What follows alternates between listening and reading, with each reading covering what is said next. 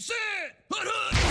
Welcome to the Dynasty Nerds Fantasy Football Podcast, where we discuss dynasty strategy, rankings, and all things NFL. So get ready to geek out on fantasy football with your host, Rich Dotson. And welcome to the Dynasty Nerds Fantasy Football Podcast Injury Edition. I'm Rich Dotson. He's Matt O'Hara. Hey, this is week 2. You forgot to mention. You know, just in case people watch this a little bit later on or something, we don't want to juke them out and give them the wrong month or wrong week. Yeah. Week 2, full of boo-boos. This pain just won't stop, Matt. Just keeps getting worse, Rich. It really does. Yeah. Week 1 was a long show. I was like, week 2 is going to be better. No, it's not better. Arguably, it could be worse.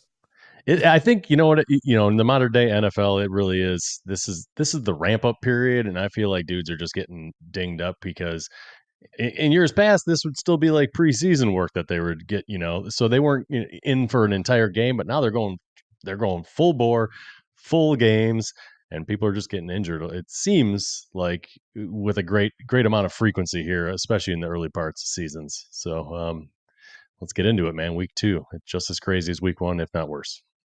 It's just as crazy, if not worse. You are 100% correct here. Let's start off with one of the more scary injuries, and that'd be Tua Tagovailoa of the Miami Dolphins. Got another concussion, and it didn't look good. But then again, with Tua Tagovailoa, any concussion does not look good. And, my wife told me, she's like, Rich, she's like, J.J. Watt thinks you're an asshole.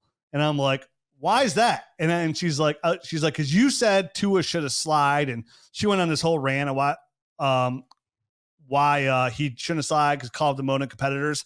I was like, yeah, Ash, like, you're right. That should be for most people. But when you have a head like Tua Tagovailoa and you're walking around with scrambled eggs instead of hard-boiled eggs, like, you have to be a little bit more sensitive to not spring a leak. And he went head first, shoulder first in this defender. And it doesn't take much to rattle that brain around of his. So unfortunately, he should slide every single time. I don't care. Maybe if the Super Bowl's on the line, or the go to the Super Bowl, like, do what you got to do.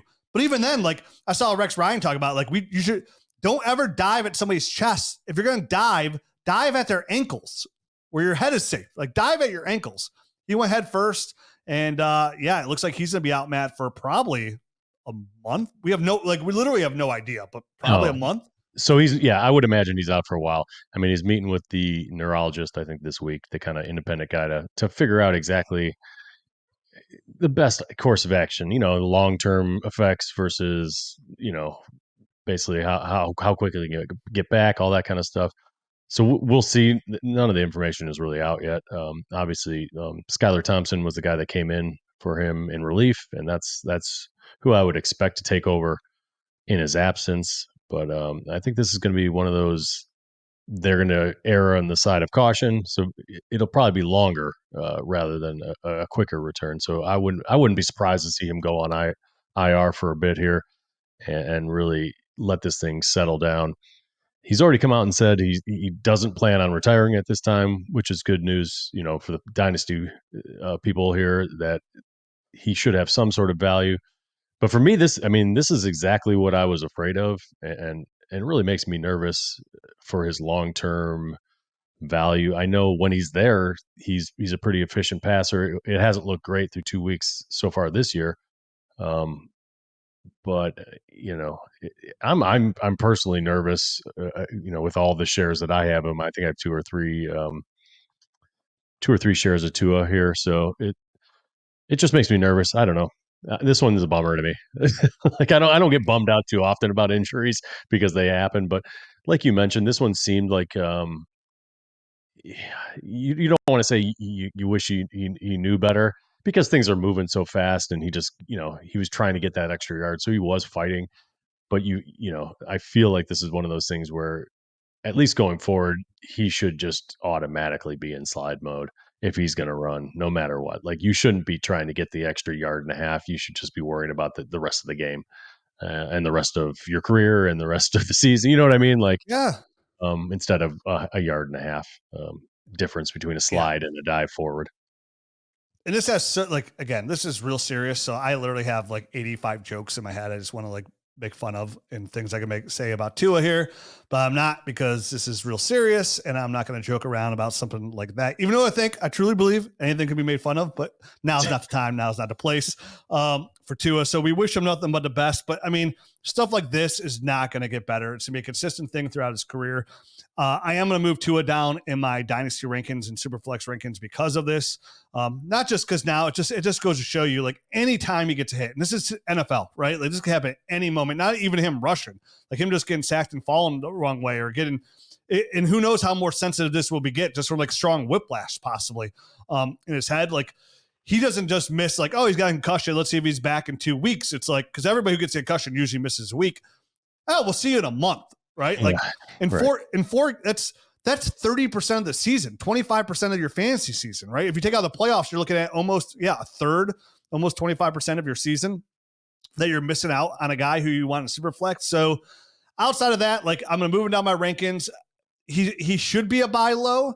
I would definitely consider trading him and see what my options are on Tua. I know he's only 25, 26 years old, so you want to think long term. I would kind of throw that out the window. I'd probably put him in the range of like a 33-year-old, because at any moment it could be over. Like, you would argue, like, if he gets one more in a year, like, he would just have to retire. Like, and I know we said about the last one too, but it really is like it's like you're playing Russian roulette and you pull the trigger 3 times.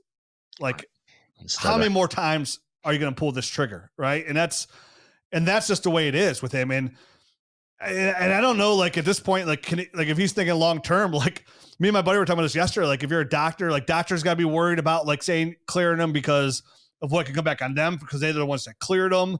You could be somebody like, listen, man, like, you're already screwed. Like, you have so much head trauma. Like, you might as well just keep, like, at this point, go out there and have as much fun as you can, because you won't remember it in 30 years anyways, which is a horrible thing to say. Like, again, it's a horrible thing to say.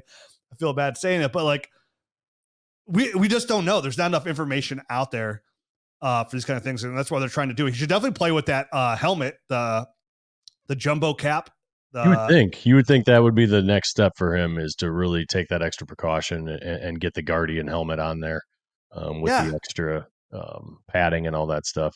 That seems you should wear to two be of those things. Yeah, that seems like it would be a no-brainer. I mean, even back in the day, was it Don Beebe?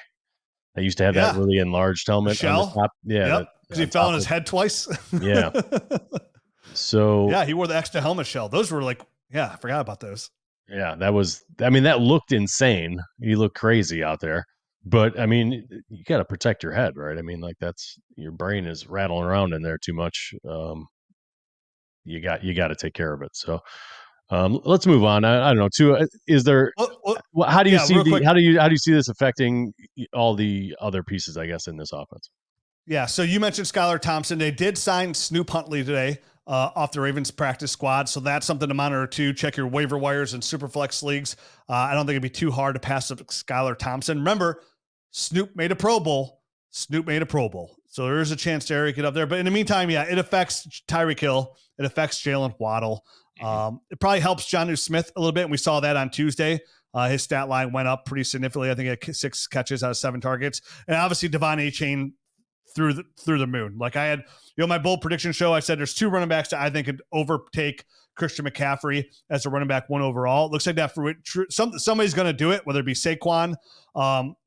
Devon A-Chan's got a really good chance here. But I said it was Breece Hall and Devon A-Chan. And now, due to injury, Christian McCaffrey certainly will not finish as running back 1. And we'll get to him here soon. I think it just puts him sky's the limit on him. Hopefully he can stay healthy there. If he goes down, then Jalen Wright's going to get a huge boost out there. Jeff Wilson got banged up, but it affects everybody.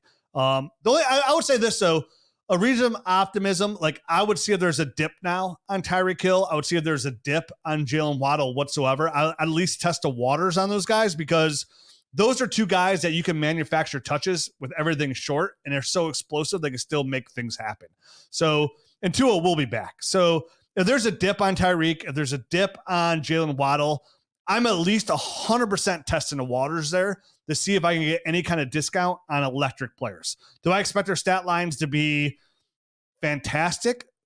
No, but if they gave him again, if Tua's out for a month, and whether it be Snoop Huntley or Skylar Thompson, there will be a rapport that kind of somewhat grows there. And Mike McDaniels is a really smart coach. He will find ways to manufacture touches for those two guys, and it should help their fantasy football value. And they're still standing, right? Like at this rate, it's just the war of attrition where like who's going to be left standing, and those two guys are standing, and we know they're electric receivers. So it hurts them temporarily, but at least for dynasty wise, like I'm going to see if there's a dip there. Yeah, I'm with you. I don't have anything to add there. I think that was well said. The next guy on the QB list here is Justin Herbert. Was basically like in a big pile and got his leg rolled up on. He was able to get basically taped and put back in the game, and everything was okay. But he did receive X-rays. We're kind of waiting to see what that's going to end up being, if there's actually an injury there or if he's just sore. It sounds like it's probably not going to be until Wednesday when we actually hear Coach Harbaugh made it sound like, yeah, we got a couple of days to look at those images and figure it out, which basically just means like, screw you until we need to report. Yeah. So we'll wait and see on that one. Obviously, Easton Stick and Taylor Heineke are there. I'm not sure who would end up being the backup. I know Heineke's kind of new to that situation, so it might be Stick initially. But we'll see exactly TBD. who would fill in. What'd you say? TBD. Yeah. So how do you think this affects them going forward? Obviously the running game, J.K. Dobbins looked good again there. Oh, so good, dude. Averaging 9.9 yards per carry. Right. What I'm so glad I have so many J.K. Dobbins shares. I really am. Like he's been a buy, and sometimes just, patience is a virtue, but they're already like one of the best running teams in the league. So I would just expect that to continue. So I got a trade offer in one of our Dynasty Nerds leagues. It was Superflex League, and I have J.K. Dobbins, and it was for 2 seconds. And I was mulling it. I was trying to figure out whether or not I wanted to do it. And then the guy retracted it. So I'm kind of happy he did, because I got to see another week out of him, and things look even better. That price might be going up and up and up the longer I hold on to him, I feel like. Yeah, if I'm a contender, there's just no way I'm going to sell him, because he looks fantastic. And you got to remember, like if you look at J.K. Dobbins' stat line throughout his career, when he is healthy, he's over 5 yards a clip, right? Like this year he's averaging, I think it's like a ridiculously 9.9 like yards per carry, because he's so good. And he goes to a team that we knew was going to be a strong run team, right? That boasted up already a really good offensive line. So they have a banged up quarterback, not a really strong receiving core, with a really good offensive line, with a really strong run-minded coach. Yeah, like why would I have no urge to sell J.K. Dobbins whatsoever. Like even if I'm a contender, if somebody offers me a late first, like no, I'd rather just keep J.K. Dobbins and go for the ship. Like if he can stay healthy, this is a championship caliber player, and that's not worth a first for me. First, I can take some gamble later on. For the record, in that league, I am not a contender. I'm actually trying to blow it up and rebuild. So yeah, I was very tempted by the 2 second-round draft picks, but I'm glad that the person actually withdrew it, because I was getting tempted and getting close to making that move, because I think it was going to be a semi-high second-round draft pick. So, but I'm glad. Past that, dude. I'm already waiting for I'm already like in first mode, because it's just a game of patience right now. Like we're at week 2, we lost Christian McCaffrey, we lost Isiah Pacheco, we don't know what's going on with Joe Mixon. Rachaad White's got a groin strain. Backup running backs like Spears and Bigsby are hurt. Like right now, like you and all those like are contender players, right? Joe Mixon. If you have Joe Mixon, you're probably a contender. Like you'd have no problem approaching that owner today if he loses Joe Mixon. There's thin. Hey, I'll give you J.K. Dobbins for your first. He's entering that mode of like first round potential, and like you just have to be patient, because more running backs are going to drop, and as long as he stays healthy, because he could be one of those guys. He has shown consistently he's been one of those guys. But sometimes like guys like Raheem Mostert, even his Miami, they get that 1 year where everything just goes their way and they're healthy the whole year, and they're championship caliber players, which for Raheem Mostert going to week 17 was running back 2 overall last year. And J.K. Dobbins right now is on pace for that, right? Like he's on pace to finish as a top 3, top 4 fantasy football running back. And the longer you hold out, the more he produces, the more you're going to get that out of him. Let's get into the running backs, because we're done with the quarterbacks. I don't think there's much else to do there. First one on the list, Jeff Wilson. You kind of alluded to a lot of these guys already. Has an oblique injury. Obviously, the Miami Dolphins running back situation is getting dicier and dicier by the moment with Mostert already on the shelf. It's getting bleak. with the left shoulder, and even going into the game this past week, Devon Achane was a question mark. He obviously played and did really well, but it was a big time question mark. So really, it's Achane and Jalen Wright kind of. Depending on how this oblique injury goes for Jeff Wilson for the next couple of weeks anyway, right? Yeah. I mean, look what the oblique did. Like we talked about it. We were concerned about Kenneth Walker. We talked about it last week. Hey, this is a concern, definitely with his history of hernia surgeries and oblique strains. Like he'll probably miss time. And sure enough, he got ruled out. These obliques are definitely for a running back are nothing to mess around with. So he'll probably miss time. Really bumps up Jalen Wright here for those Jalen Wright shares to give him a 1-2 punch. I think the biggest thing we learned here, which again, when I broke down his tape, why I liked it so much, like even though he's a smaller running back, like he showed to me coming out of college that he could be an in between the tackles runner too. Like he had that ability in him. And that's why I said before, like I think Devon Achane has a chance to be the next Alvin Kamara in this league. And we saw what Alvin Kamara, literally the GOAT since Sean McCoy, on pace to be another top 6 fantasy football finish if he stays healthy. I think Jalen Wright has a chance to come in. We know with Tua Tagovailoa going down, we don't know how they're going to expand this run game and keep stuff short, that Mike McDaniels is willing to have run 2 running backs in the starting lineup in the backfield there. So I think this is going to give us a real good picture of what Jalen Wright could do in this offense.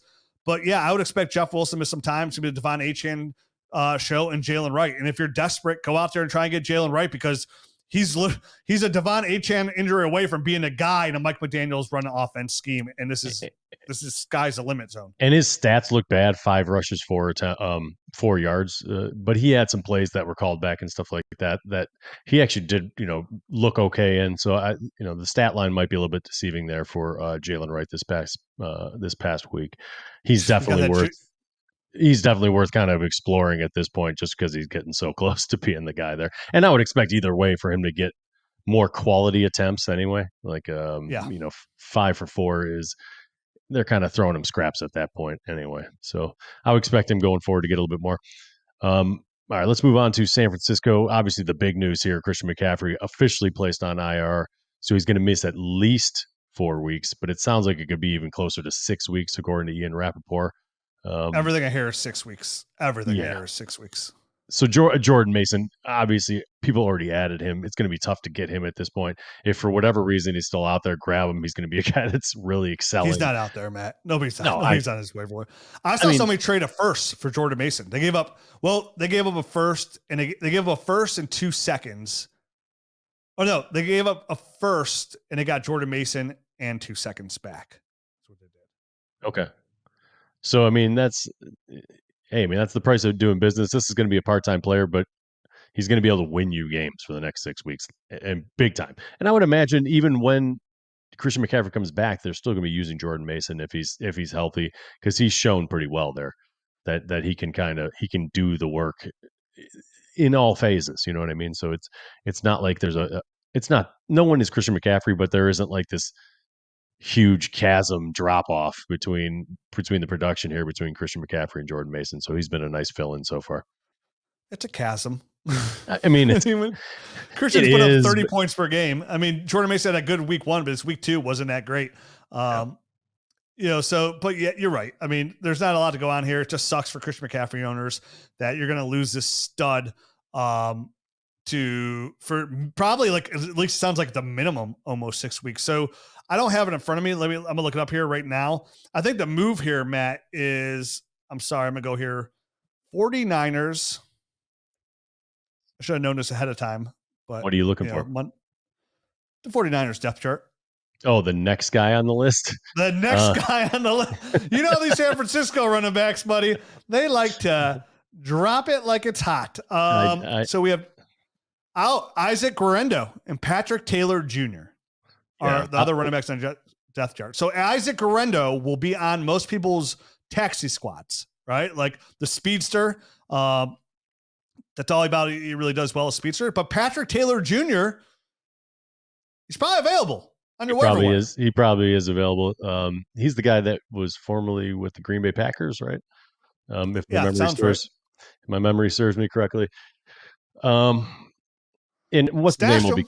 what's his name will be coming back. He's on injured reserve also. Elijah Mitchell. So yeah, but he's on IR, so he's out for a little too. And remember, when you're on injured reserve, like you can't come back until 4 weeks. So it's like you still have minimum 2 weeks so he can even come back. So right. If Jordan Mason gets hurt next week, like it's one. If you can start Patrick Taylor, anybody who's in San Francisco, if you can start him for 1 week, that's going to increase your odds to getting double-digit points. So it's worth a stash. You know, nothing.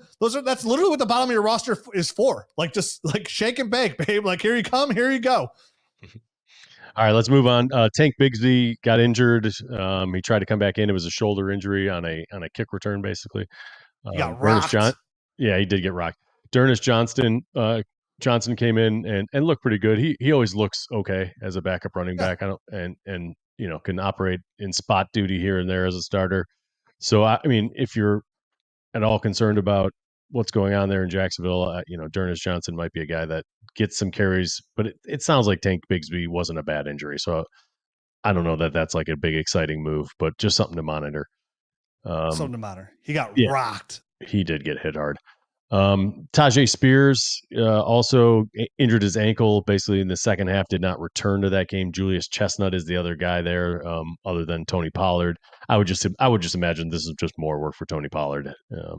And Chestnut just gets sprinkled in if Spears misses any time. Isiah Pacheco was the big one here because it ended up being a fractured fibula. They are thought to be placing him on peace out, homie. Peace out. He's done. You think he's done for the season? Yeah, dude, a fractured fibula. It probably means there's some ligament stuff going on there too. Like they said minimum on him it's like an 8 to 10 week minimum. Like that's the minimum. So he's getting placed on IR. The fibula, for the record, is the smaller of the two bones there in your lower leg. So who knows? I mean, maybe that thing will heal up and he'll be able to play towards the end of the season. No, they said it's going to be a while. They said just you can walk on it. Like what's fun, like you fracture your fibula and just walk on it and be like okay. But like how bad here you hurt too? Like there's if I had to assume, there's probably gonna be some like ligament stuff there too that it's gonna be hurt. Like they said, like this is probably minimum 8 to 10 weeks. Like he's done for. So this is Samaje Perine. Yeah, this is gonna be Samaje Perine and Carson Steele kind of figuring out who is the passing down guy, which is obviously leans towards Samaje Perine, and Carson Steele might be picking up some of that, some more of that first and second down work. And this is probably a prime candidate for them to add somebody as well. I don't know if they want to rely on an undrafted free agent kind of fullback, halfback hybrid and Samaje Perine to be their number one and number two. So I would just keep an eye on this one. Obviously, those guys are worth adding right now because in the short term, they're the most up-to-date type of they're the guys that are ready to play. It's going to go Carson Steele, who's already come in on the games like for the spell. Isiah Pacheco, he's going to get those Pacheco reps on like probably first and second down. Ryan's a logical choice coming around passing downs. Carson Steele doesn't offer a ton in the passing game, but like Matt said, I'm keeping my ear to the wire on Twitter, you know, seeing any rumblings about who they're bringing in. Like as soon as I hear they're bringing somebody in at all, like I'm going to rush to my waiver wire and pick them up because there's no way that a Super Bowl defending team is just going to ride with Carson Steele and Samaje Perine. And maybe they both pan out and turns into a really good 1-2 punch. They have to like prepare because like I said, Pacheco's not out for like 4 weeks, 5 weeks. He's out. You could assume for possibly the entire season, you know, at least your fantasy football season. And for us, that's all that matters. So Pacheco is looking absolutely fantastic. And you got to remember too. So I want to mention this too, Matt, for Pacheco's dynasty value, right? Like what sucks here is I saw that report of Josh Jacobs, and Josh Jacobs came out and said, they're like, oh, about signing in Green Bay. He's like, yeah, the Chiefs tried really hard to come get me. And like, I heard there's a possibility they offered him like just about the same money. So he had a chance to go to the Chiefs, who just won the Super Bowl. He's like, that was a hard pass for me. I'm not playing for the Chiefs.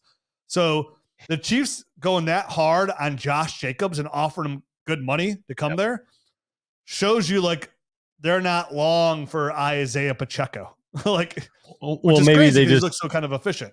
He does look really efficient. Maybe they're concerned. You know what I mean? The way that he runs, the style that he runs, he's a very hard-hitting guy that maybe he just couldn't – they weren't expecting him to last very long, and maybe we're looking for somebody that could take some of that pounding away from him or off his shoulders, so to speak. So, Fragile fibulas. one last note: Imani Bailey and Keontae Ingram are on the practice squad, so I would imagine one of those guys gets elevated if they don't bring in a bigger name free agent. I mean, Kareem Hunt. Who knows? Is there a Kareem Hunt first thing that popped in my head reunion coming because he's out there as a free agent? So first thing that popped in my head. All those are possibilities, and everyone just keep an eye on that kind of stuff. We looked at Amon-ra Bailey's tape. I loved Amon-ra Bailey's tape. I really did, and I thought he deserved kind of a better shot that he got. So if he ends up being the guy, that'll kind of excite me. And just for him as a guy that I like, I have some shares of him, but just because I like that player, that'd be exciting. Joe Mixon is the next guy up that had an ankle injury. Listen, he missed like a quarter and then came back. I'm not sure this is anything too serious, snaps. He came back for 2 snaps. They wrapped it up and the swelling got too bad and needed to go back out, which is actually not good. Yeah, I was going to say I didn't realize that he returned and then left again. I didn't realize it was 2 snaps. 2 snaps. He played 2 snaps and then got right out of there and did not come back. So Dameon Pierce is the direct backup there. And Dare Oguanu, I can't never say that guy's name right. Dare Ogunbowale. There you go, nailed it. You're welcome. Yep. So he's those are the guys there. Pierce. Yeah, right. Exactly. That's why I wanted to mention him. So I would keep an eye on that one as well, and another prime team to maybe be picking somebody off the waiver wire, because I wouldn't have a lot of faith in either one of those guys as kind of to carry a load if Joe Mixon was to go down. Any thoughts there before we zip through that one? For somebody who has a lot of Joe Mixon shares, I really hope this isn't like when he came back out, I was like, oh, because it looked bad. Like when I saw it, I was like, oh no, that's not good whatsoever. It's like the lower part of the ankle too. So you know what I mean? Like that's never like that. That's never good. Like I was like, dude, he could have broke his ankle there, like easily, like the way it looked.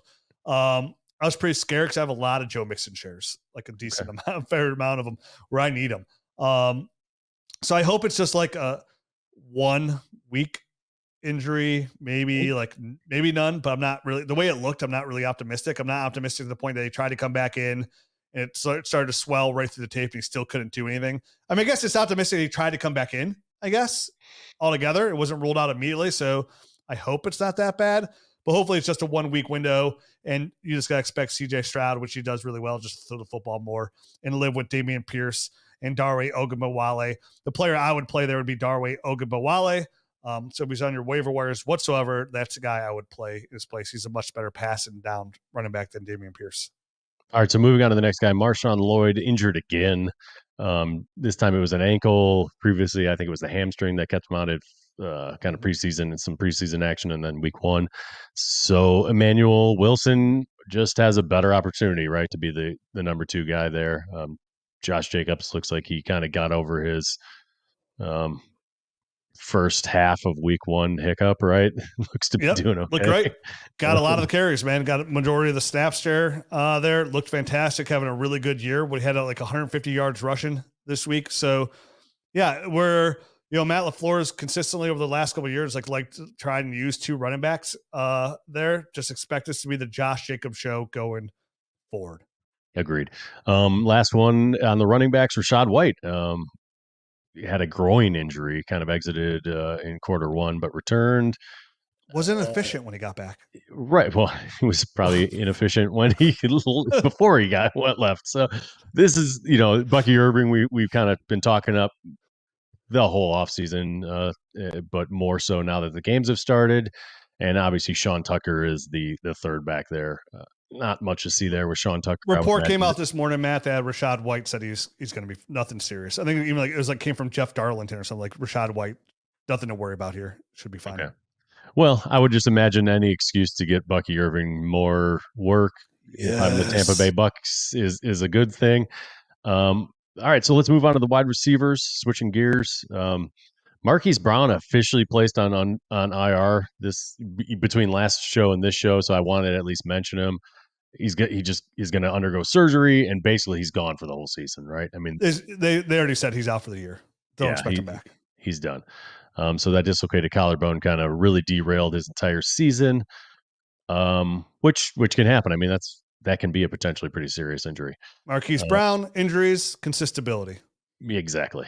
All right. Next guy, big name here. Another big name, Justin Jefferson, injured his quad, left the game and didn't really return. But after the game said, I'm okay. It's not a big deal. So Yep. Jalen Naylor is kind of like the last man standing with Jordan Addison and Justin Jefferson missing out and had a decent fantasy game this past season or this past week. So we talked about this last week too, Matt. Ty Chandler came through again with a solid like 8-9 points there. Like just a really good flex play.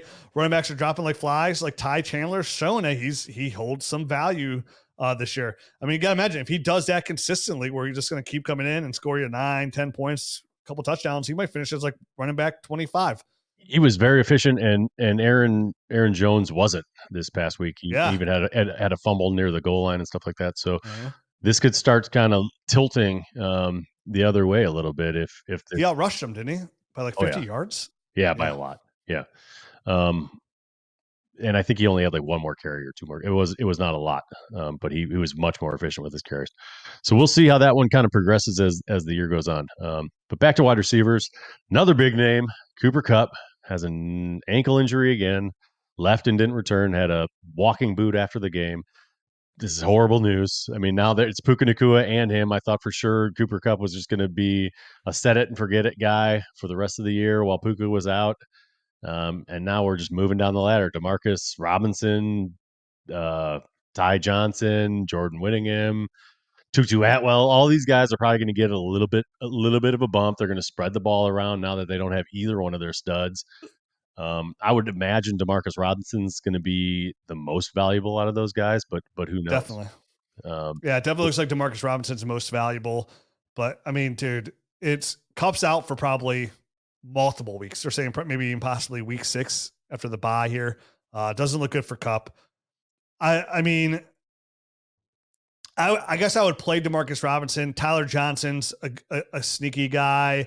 You said Whitman's it's a big bruising guy, but with how bad this offensive line is and how bad this defense is, I mean, this team has just been snake bitten with injuries. Their whole offensive line's hurt. And it shows. I mean, he's running for his life out there. So I'm really like kind of like, again, I'm Kobe Parkinson. Somebody kind of like excites me here at tight end, but in like obviously Kyron Williams is going to get some love here. But I mean, at this rate for how much pressure is going to be out there, like how long until these guys get hurt because they can't be protected? How long until Kyron Williams gets blown up? Matt Stafford gets blown up. These receivers get hit in a bad spot because Stafford's he's got to force the ball out quick and puts in a bad spot and his receivers get lit up. It's just a bad spot overall. I think outside of Kobe Parkinson and Kyron Williams, like I'm just vacating the premises and I'm going to Chernobyl this place and stay clear. I'm with you there. I think it's turned, you know what I mean? Like in the past couple of years, they got kind of old and bad in some pretty important areas.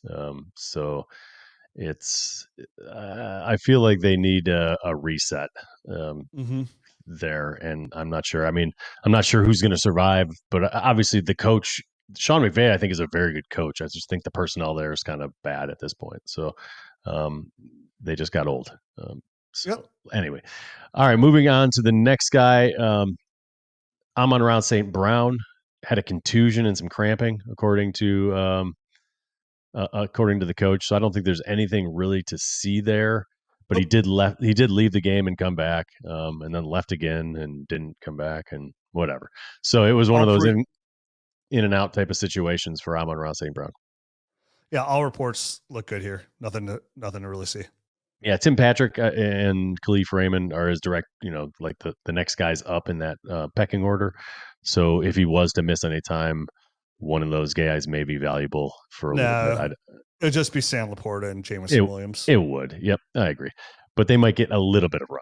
Rich. They're already killing Sam Laporta with his 10% target share. Like this is ridiculous. Like again, we talked about Jameson Williams. Like who does that hurt? Like we like the Jameson Williams emergence, but like who does that hurt? Does it hurt Amon? Does it hurt Laporta? Right now, all signs it's literally suffocating Laporta here. I mean, it's funny. Before week 2's games, Matt, I made that argument on last week's podcast. I was like, there's an argument today that Brock Bowers is tight end 1, right? Like, and I was like, and the more I thought about it, I was like, yeah, dude, this is silly. Like, he's tight end 1, like after 1 week. And I moved him up my dynasty rankings, tight end 1. And I posted it and people were like, oh yeah, like real silly. After 1 week and put him tight end 1. I'm like, no, dude, it's not 1 week. It's 3 years of college tape where he walked down as an 18-year-old as the number 1 weapon on an offense week in and week out on a national championship caliber team. He was the best player on the field. So no. And then all of a sudden he comes out in the NFL in his first week. He was arguably offensively one of the best players on the field with Devontae Adams on the field. Yeah. And then he comes out and I did that before week 2. And then he comes out week 2, Matt, and he does the same exact thing. Brock Bowers, to me, 21 years old, or was he 21? I think he's only 21. Hands down, right. Yep. Non-debatable, tight end 1. Like, dynasty tight end 1, Brock Bowers. So I like signed, sealed, deliver. Thank God I got like 3 to 4 shares of him.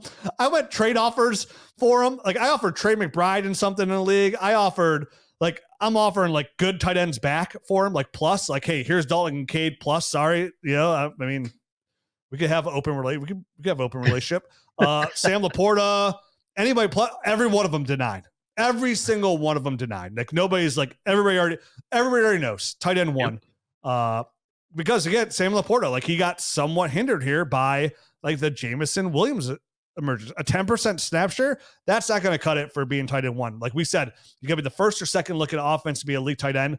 And right now, Sam Laporta would probably be the first or second look here and there, but it's going to be intermittently. And same thing, right? It's a bit of that San Francisco 49ers offense where it's like really hard to tell who is it going to be Debo? Is it going to be Ayuk? Is it going to be Kittle? Is it going to be, well, we know it's going to be McCaffrey, but it's hard to sustain 4. Like, that is difficult. And that's really what they have going there. And we mentioned with Jameer Gibson passing game makes it even worse. And like, right. I know we're doing tight ends. I know we're doing tight ends next. And I said on last week's show, again, I was like, hey, keep your eye on this week. And we'll talk. I don't know if we'll talk about it on tomorrow's show. So I just want to say it now on this injury show. Like, I was like, I'm very concerned. I said this last week. I'm very concerned how they use Travis Kelce week 1. Kind of somewhat we saw the entire year last year outside that playoff scheme. I was like, keep your eye on this. Like, if you can sell Travis Kelce now and just make a pivot. Like, I even mentioned like a guy for like David Njoku, right? Like, it might be the smart move. I don't feel any better after week 2. I think he's got 37 something total yards after 2 weeks. Travis Kelce. I have to look. Yeah, it wasn't a lot though, for sure. No, and obviously he had that one play that was a big play called back with hands to the face. He had a big play that got actually called back. He tried to do some dumb pump fakes that killed him. Seems like some of these guys are just getting killed by plays called back, like you mentioned. Earlier, some guys that look kind of good. He's got 39 yards going. Oh, sorry about that. Way off.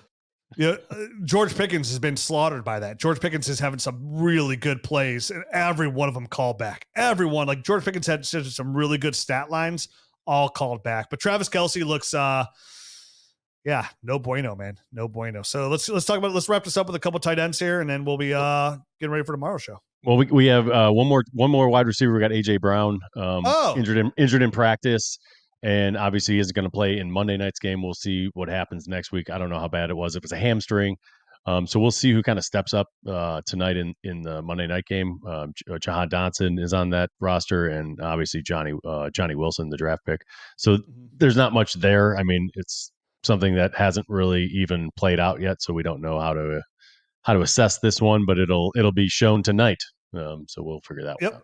And hamstrings linger, so take care of that. I think this would give a good boost to Dallas Goedert is where I look to. Obviously, Devontae Smith looks to eat a little bit more here. Saquon should have a much better game as well. But I think Dallas Goedert is the guy that can kind of get uptick here. Look forward. But, yeah, something to monitor again because, like you said, like we talk about all the time, at least like hamstrings are, you never want to see that because that's the one injury that always seems to linger and can flare up at any point. We're like, hey, AJ Brown's back week 2. And then after like 3 snaps, he's out on the sideline because the hamstring flared up.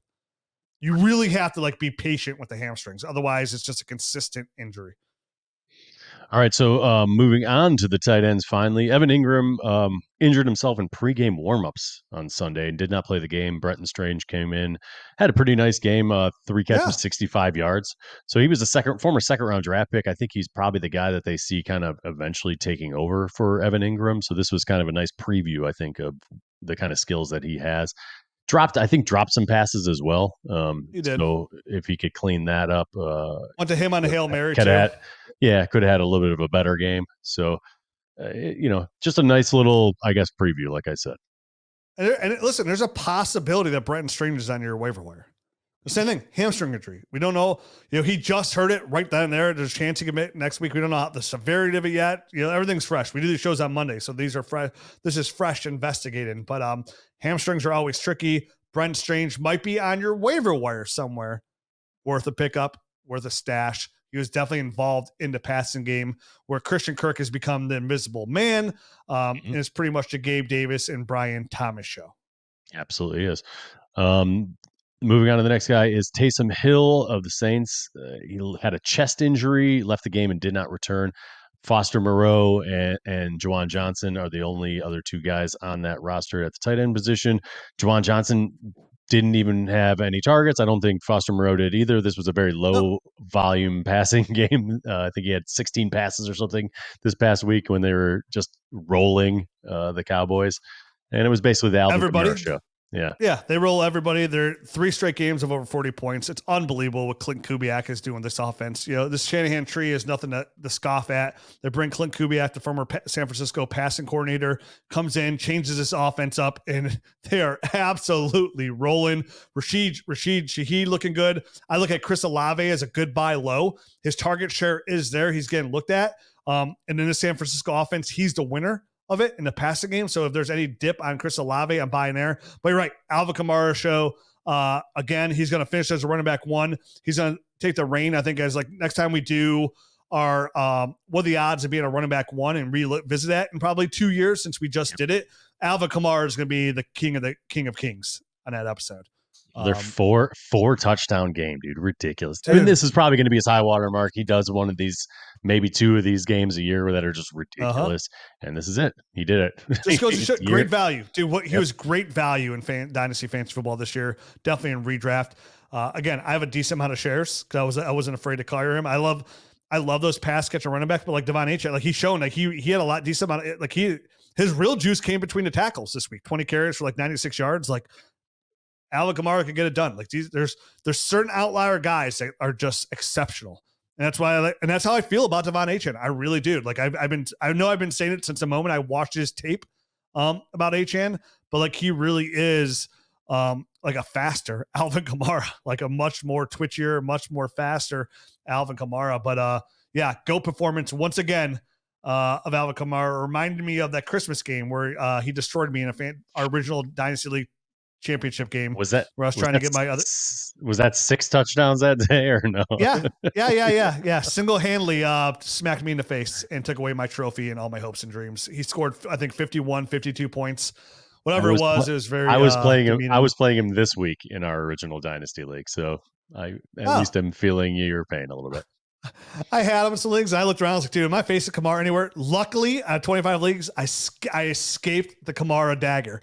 So I feel good about that. Until next week. Week 1s are weird. So I lost that one in that league, and now week 2 I am losing because of Alvin Kamara, and I'm the 0-2.